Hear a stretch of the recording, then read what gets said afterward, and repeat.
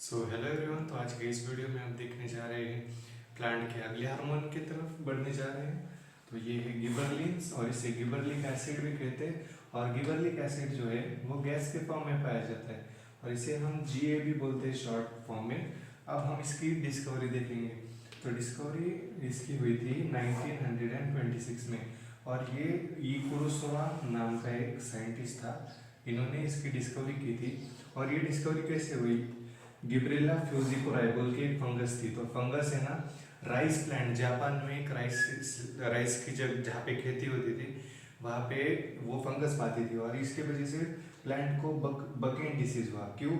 और क्यों हुआ? क्योंकि उसके उसमें गिबरलिंस पाया जाता था। इससे राइस के जो प्लांट्स थे वो अपनी जो लिमिटेड हाइट थी उससे भी बहुत ज़्यादा ऊपर बढ़ते थे और वो प्लांट बढ़ने के कारण उसको सीड्स भी नहीं आते थे।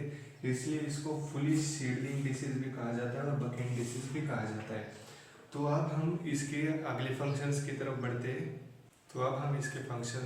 बढ़ते हैं।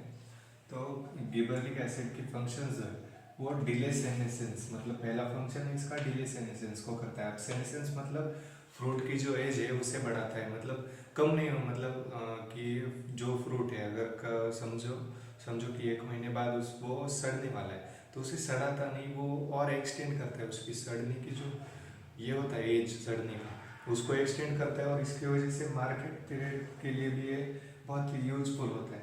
मतलब फ्रूट्स को हम अगर मार्केट में नहीं ले जाएं तो अगली बार हम बहुत दिनों तक वेट कर सकते हैं, जबकि मार्केट में ज़्यादा प्राइस होगी तो फ्रूट्स को बेच सकते हैं। और अब increase in length of axis. अब इंक्रीज इन मतलब कि आप देखो ये एक्सिस को भी इंक्रीज करता है। जैसे कि एग्जांपल में स्टॉक ऑफ ग्रेप्स, मान लो ग्रेप्स का सिर्फ इतना सा मतलब बंडल होता है ना, वो छोटा होगा साइज में, मतलब एक इतना ही साइज का होगा। अगर हम इसमें गिबरलिक एसिड को स्प्रे कर दे उस ग्रेप्स के उस स्मॉल ग्रुप को, तो ये एक छोटा सा ग्रेप इतना बड़ा हो जाता है, वो साइज को बढ़ाता है और मतलब यील्ड भी बढ़ाता है। और बाद में फ्रूट इलोंगेशन, मतलब आप देखो फ्रूट की इलोंगेशन भी मदद करता है। मतलब अगर एप्पल जो होता है एप्पल, अगर उसका स्ट्रक्चर इरेगुलर हुआ तो वो तो खराब होगा। तो अब वो शेप को भी मतलब मेंटेन करता है, एकदम परफेक्ट शेप देता है एप्पल को गिबरलिक एसिड। मतलब एप्पल के शेप को भी बहुत अच्छे से करता है। और इंटरनोड इलोंगेशन, मतलब अगर किसी ने शुगर केन लगाया हो मान लो, तो अगर उनको उनकी यील्ड बढ़ानी है, मतलब यील्ड मतलब जो क्रॉप होता है उसमें उनका जो यील्ड होता है वो उनको बढ़ाना है, तो उन्हें क्या करना पड़ेगा? जो इंटरनोड होते हैं शुगर केन केले को, तो ऐसा अगर शुगर केन हुआ तो ये इंटरनोड हुए तो ये बड़ा होके तो ऐसा बड़ा कर सकता है अगर हमने इस पे स्प्रे किया। और यहाँ पे एक मेजर है क्रॉप यील्ड 20 टन। अगर हमने गिबरलिक एसिड को स्प्रे किया तो 20 टन से भी आगे, एक एकड़ मतलब पर एकड़ में 20 टन तक क्रॉप यील्ड शुगर केन की बढ़ाई जा सकती है गिबरलिक एसिड की। तो अब हम अगले फंक्शन की तरफ जाते हैं।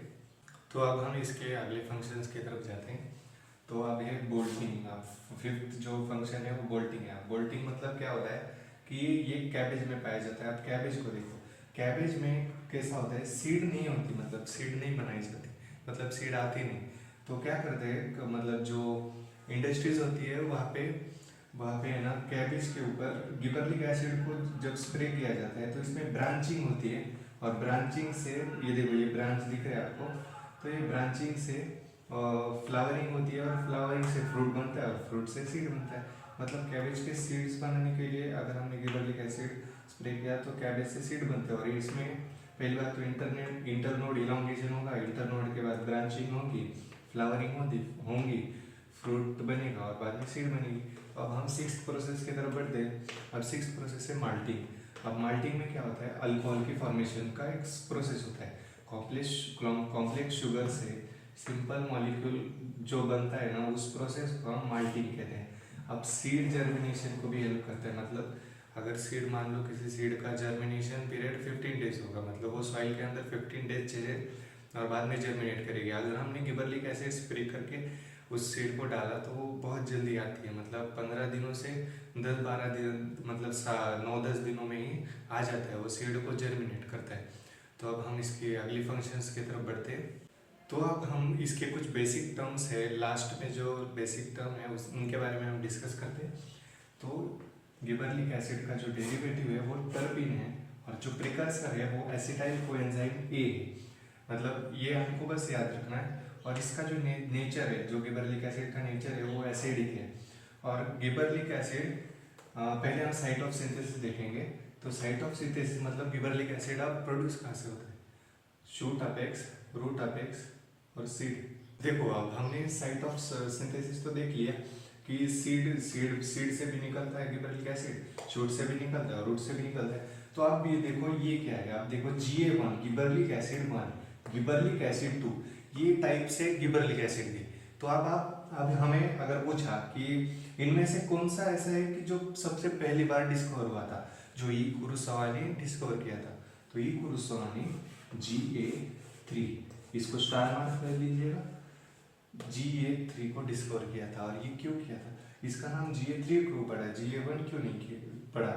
क्योंकि ये पहले डिस्कवर हुआ था। आपको अगर क्वेश्चन है कि इसका अगर नाम Ga1 क्यों नहीं पड़ा, ये पहले डिस्कवर हुआ, तो देखो आप साइंटिस्ट, देखो अगर मैंने किसी चीज़ का मान लो कि मैंने अगर एक पोटैटो है ना उसकी डिस्कवरी की, तो अब मैं उसको पोटैटो P5, अब मेरी मर्जी, क्योंकि मैंने डिस्कवर किया है ना। अब हमारे मतलब साइंटिफिक लैंग्वेज में भी ऐसा ही होता है, जिसने डिस्कवर किया वही नाम दे सकता है इसको, और उसके ही नाम मतलब उसके अकॉर्डिंग हमें चलना पड़ता है। तो इसलिए ई कुरोसावा ने Ga3 बोल के इसको फर्स्ट डिस्कवर Ga3 था।